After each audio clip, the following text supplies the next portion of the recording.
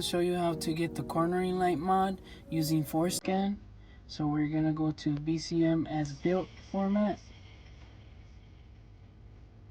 We're going to hit OK.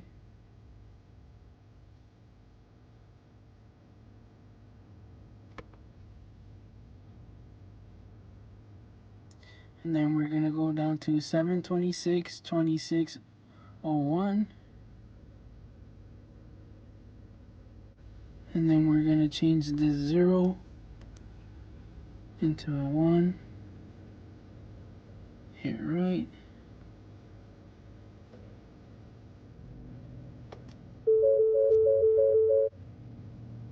Hit OK. And this is how it's going to look. I hope you guys liked the video. I hope you guys like this little mod too. Please comment, share, and subscribe.